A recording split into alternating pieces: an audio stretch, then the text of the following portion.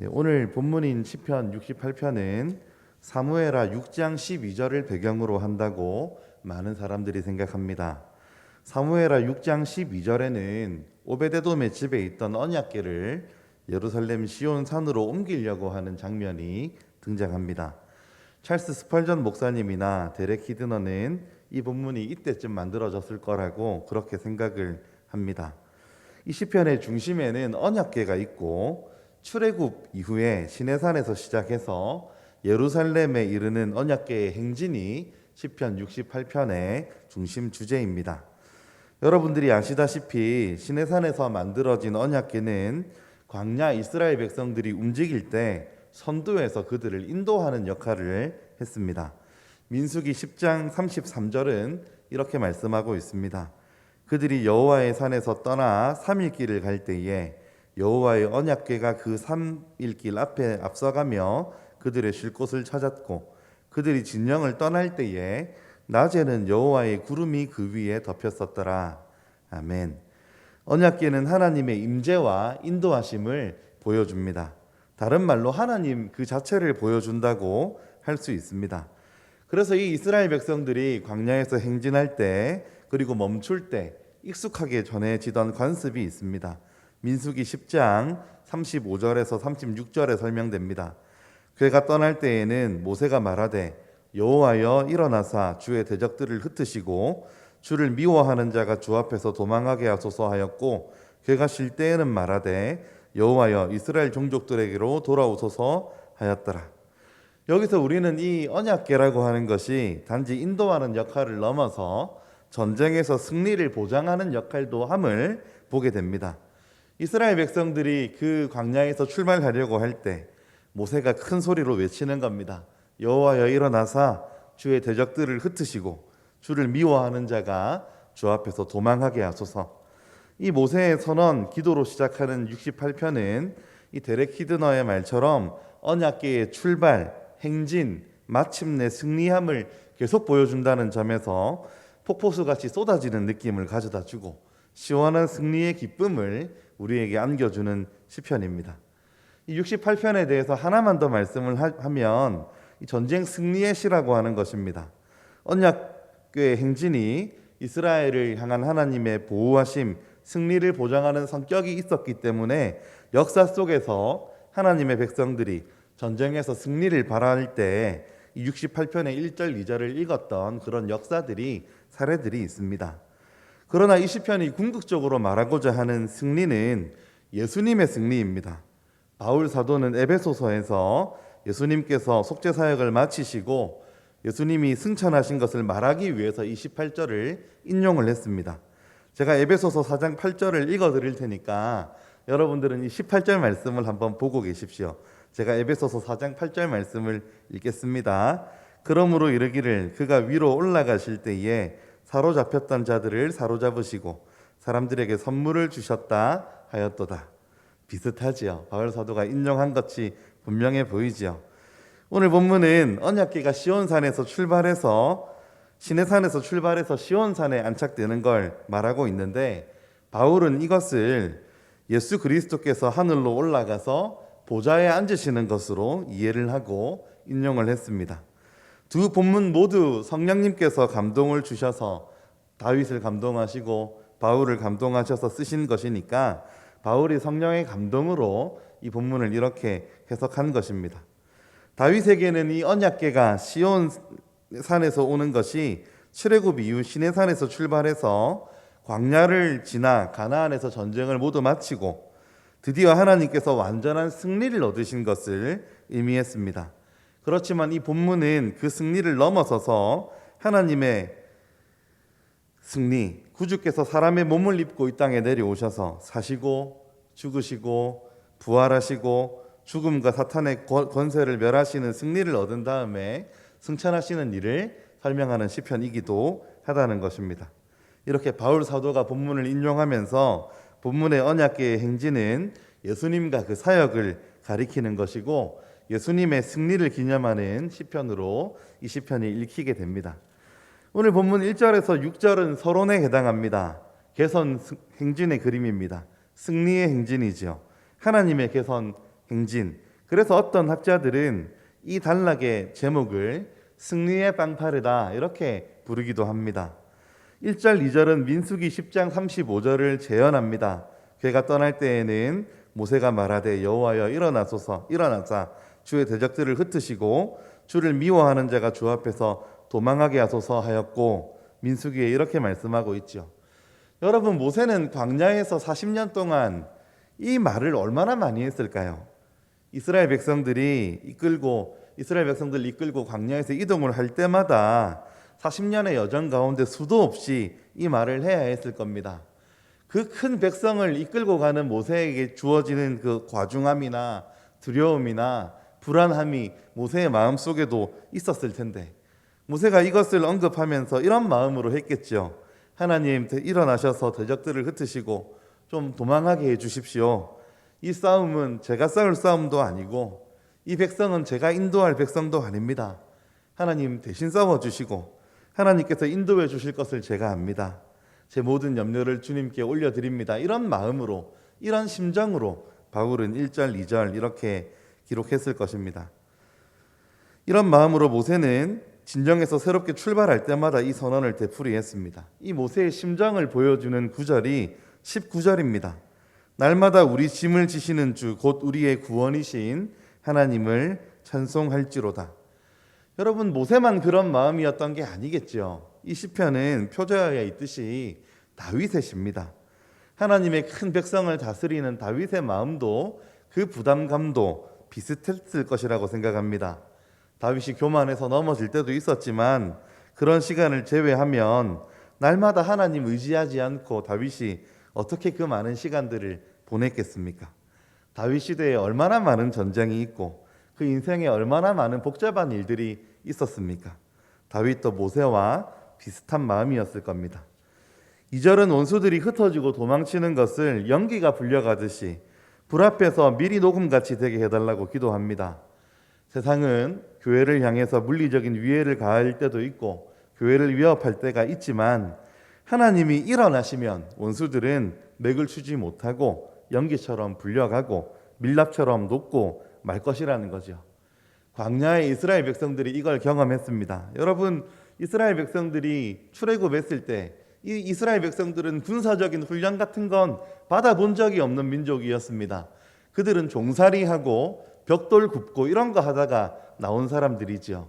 이 이스라엘 백성들이 군사 조직도 없고 제대로 된 무기도 없는 이 민족이 가나안 땅에 마침내 들어가지 않습니까? 하나님이 일어나시면 이렇게 되는 겁니다. 다윗도 이걸 수많은 전쟁 경험 속에서 경험했고 이 시편으로 그걸 담아내고 싶었을 겁니다. 그래서 3절 4절에서 하나님의 백성은 하나님께 외쳐 찬송을 돌립니다. 이인은 기뻐하여 하나님 앞에 뛰놀며 기뻐하고 즐거워할지어다. 하나님께 노래하며 그의 이름을 찬양하라. 하늘을 타고 광야에 행하시던 일을 위하여 대로를 수축하라. 그의 이름은 여호와시니 그의 앞에서 뛰놀지어다. 우리가 살아가는 삶의 현장 가운데 하나님이 일어나셔서 우리를 위해서 싸우시고 우리에게 승리를 주시는 걸 우리가 매 순간순간 경험할 수 있다면 얼마나 좋겠습니까? 3절 4절이 보여주는 찬송은 기쁨과 즐거움 그리고 춤추는 찬송입니다. 대로를 수축하라. 여러분, 하나님이 지나갈 그 언약궤가 나아갈 길을 건설하라는 뜻이죠.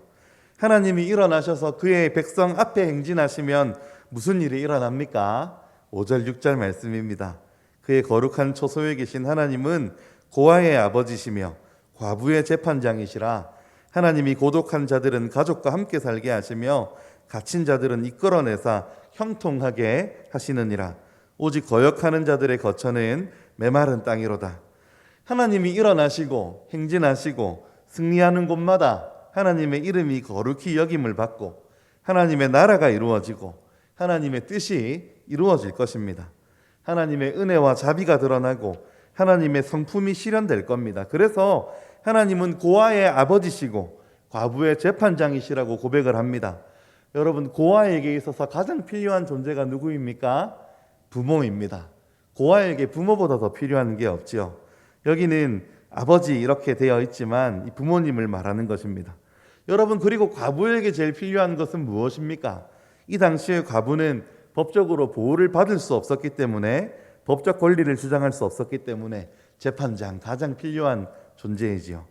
또 고독한 자들에게는 가족을 주시고 갇힌 자들에게는 자유와 형통을 주시겠다, 이렇게 말합니다. 하나님이 일어나셔서 행진하시면 이 하나님의 성품에 따라 가장 필요한 것 채워주시는 것입니다. 그러나 하나님을 거역하는 자들은 메마른 땅을 거처로 삼게 될 것입니다. 하나님의 약자에 대한 이 태도와 행동은 분명하게 드러나고 있는데, 이것이 서론격의 1절에서 6절까지 드러나는 말씀입니다. 이제 7절에서 14절까지는 출애굽 후에 시내산에서 시온산까지 긴 행진에서 하나님이 자기 백성을 인도하시고 돌보시는 그 축복을 보여주는 장면들이 등장합니다. 7절은 광야에서의 행진을 보여주고, 8절은 하나님이 시내산에 강림하셨을 때 산이 진동하던 모습을 회상합니다. 10절에서도 하나님이 자기 백성을 위해서 안전한 거처를 제공하셨다, 이렇게 말씀하고 있습니다. 이 언약궤의 행진과 하나님이 주시는 승리가 얼마나 대단하냐면 여인들의 무리가 그 은혜를 누린다, 이렇게 고백하고 있습니다. 11절에서 14절까지의 말씀이 그 내용입니다. 11절에서 주께서 말씀을 주시니라는 말은 천둥소리로 적을 달아나게 하신 것이든지, 전진하라는 명령을 내리신 것이든지, 승리의 노래를 주어서 부르게 하신 것이든지, 이 여인의 무리들이 모여서 기쁨을 누린다는 것을 시사하는데, 여러분, 홍해를 건넜던 미리암과 여인들이 기쁨의 찬송을 올려드렸던 것을 생각나게 합니다. 12절에서 도망하는 여러 군대의 왕들은 가나안 왕들을 가리킬 겁니다. 지금 언약궤가 행진하고 있는 것입니다. 어느새 광야로부터 가나안 땅의 정복 전쟁으로 넘어왔습니다. 12절은 하솔 왕 야빈의 군대 장관이었던 시스라와 그를 돕는 가나안의 왕들을 가리키는 것 같기도 하고, 집에 있는 여자들도 털치모를 나누도다라는 말은 겐 사람 헤벨의 아내 야엘이 자기 장막에 들어온 시스라를 말뚝으로 박아 죽인 일을 연상하게 합니다. 또 가나안 정복 전쟁 때 전사들이 집으로 가져온 전리품들을 아내들이 집안 사람들에게 나눠주는 모습을 연상하게 하기도 합니다. 가장 어려웠던 절이 13절인데, 날개를 은으로 입히고 그 깃을 황금으로 입힌 비둘기가 뭘 의미하는지 정확하게 잘 모르겠습니다. 여러 학자들의 주석들을 보았는데 각양각색 해석들이 다양했습니다. 여러 해석이 있고 논란의 소지들이 다 있지만 제일 일반적인 해석은 당시 여성들에게 인기 있던 장신구를 가리킨다는 해석이었습니다. 이 평안히 여성들이 누워서 탈취물 중에서 이러한 값비싼 장신구 가진다는 의미로 기록된 것이라고 하는 것이 가장 일반적인 해석입니다. 14절은 원수인 왕들이 하나님 앞에서 흩어지는 모습을 그리는데, 살몬의 눈이 날림 같도다, 이렇게 이야기합니다. 여러분, 이 살몬은 세겜에서 가까운 북쪽에 있는 산인데 캄캄하고 어둡다는 뜻입니다. 이 왕들이 흩어졌을 때 시체들이 누워있는 모습이 검은 산에 눈이 흩날려 붙은 것처럼 보인다는 의미로 이렇게 기록되어 있습니다. 마지막으로 15절에서 18절은 하나님이 시온 산을 자기의 거처로 삼으시고 그 산에 언약궤가 안치되는 것을 묘사합니다. 여러분, 시온 산은 이스라엘에서 가장 높은 산이 아닙니다. 우리가 생각하기에 최고의 산은 높고 험준하고 멋있어 보이는 이런 산이 우리가 볼 때는 최고의 산 같아 보일 텐데, 하나님의 선택은 가장 높은 그런 산들이 아니라 시온 산이었습니다. 15절에 바산의 산이 하나님의 산임이여 바산의 산은 높은 산이로다. 이 높은 산이 하나님이 선택하신 산이 아니라 시온산, 낮은 언덕 같은 시온산을 하나님이 선택하셨습니다. 그래서 다윗은 16절에서 너희 높은 산들아 어찌하여 하나님이 계시려 하는 산을 시기하려 보느냐 하고 묻습니다. 하나님의 눈에 보기에는 가치는, 산의 가치는 높음이 아니라 무엇을 가지고 있느냐, 누가 계시느냐에 의해서 결정이 됩니다. 16절 하반절 진실로 여호와께서 이 산에 영원히 계시리로다. 하나님이 계시겠다고 택하신 산이기 때문에 이 시온산은 거룩하고 존귀한 산입니다. 이것은 모든 신자와 모든 교회에 결정되고 적용됩니다. 사람의 가치, 교회의 가치는 그 건물이 얼마나 화려하냐, 얼마나 많은 사람이 모이느냐에 있는 것이 아니라 누구를 모시고 있느냐에 의해 결정되는 것이죠. 이제 17절에서 다윗은 하나님의 언약궤가 시온산에 오르는 모습을 전쟁에서 왕의 군대가 행진하는 것처럼 묘사합니다. 하나님의 병거는 천천히요 만만이라 다시 주께서 그 중에 계심이 시내산 성소에 계심 같도다 라고 말하고 있습니다. 시내산에 강림하셨을 때 그 산이 진동했던 것처럼 지금 시온산이 그렇게 하나님의 오르심으로 말미암아 진동한다고 느끼는 것입니다. 18절 말씀에 언약궤가 시온산에 안치되는 것을 주께서 높은 곳으로 오르신다 이렇게 표현하고 있습니다. 전쟁에서 승리한 왕으로서 반역자들, 원수들에게 전리품을 취하시듯이 이렇게 선물을 받으십니다. 바울 사도는 성령의 영감으로 이 언약궤의 시온산 안치가 그리스도 승천의 모형이라고 그렇게 이해를 했습니다. 여러분, 이제 이 말씀을 통해서 우리가 얻을 수 있는 교훈들을 좀 생각해 보기를 원합니다. 가장 핵심적인 메시지는 아마 하나님이 일어나시면 모든 문제를 이긴다고 하는 이것일 것입니다. 오늘 말씀 본문이 어떤 내용입니까? 이렇게 하나님의 언약궤가 이동하면 하나님의 그 모든 싸움들이 승리하게 되는 그 내용이었죠. 여러분, 우리의 삶은 정말 불완전합니다. 어려운 일들이 많습니다. 힘든 일들을 많이 만납니다. 여전히 육신을 가지고 살아있기 때문에 싸움이 있고 전쟁이 있고 물질의 문제가 있고 건강과 상실의 문제가 있고 여러 사람들과의 관계의 문제가 있고 여러 약함들 때문에 여러 문제가 있습니다. 그러나 1절에서 말씀하듯이 하나님이 일어나시면, 하나님이 한번 일어나 주시기만 하면, 언약궤가 우리 앞서 진행하면, 하나님이 우리 앞서서 진행하시고 모든 문제들을 하나님이 일어나셔서 해결해 주시면 그 모든 문제들이 연기처럼 사라지고 밀랍처럼 녹게 될 것입니다. 우리가 늘 기억하고 바라야 하는 것은 하나님 일어나 주십시오. 하나님 내 앞서 행해 주십시오. 우리 하나님, 온 천지를 창조하신 그 하나님께서 우리 앞서 행하시기를 기대하는 마음이 오늘 말씀 가운데 여러분에게 있기를 기대합니다. 늘 우리가 기억해야 되는 것은 그리스도께서 우리의 구속을 마치시고 모든 일을 마치시고 승천하셔서 하늘 보좌에서 온 세상을 주권적으로 다스리시고 계시다는 겁니다. 이 주님께서 평생 성도의 앞에서 행하시면서 그 걸음을 인도하시고 모든 싸움을 이기게 하십니다. 우리가 이것을 믿어야 할 것입니다. 두 번째로 얻을 수 있는 교훈은 우리의 가치가 이 세상이 평가하는 가치대로 결정되지 않는다는 겁니다. 세상 사람들은 많이 가져야 된다고 이야기하고 높은 자리에 앉아야 된다고 이야기합니다. 세상 사람들이 말하는 가치는 언제나 상호적입니다. 상대적입니다. 누구보다 더 가졌냐를 이야기합니다. 우리 집엔 화장실이 하나인데 니네 집에는 두 개냐, 이런 것으로 사람의 가치와 존귀를 결정하려고 합니다. 여러분, 그러나 그런 것이 아닙니다. 그 존귀함을 결정하는 것은 얼마나 높은 산이냐 하는 것이 아니라 그 산에 누가 계시냐 하는 것이지요. 아무리 낮은 언덕이라도 우리 하나님이 거하시면 존귀한 산이 됩니다.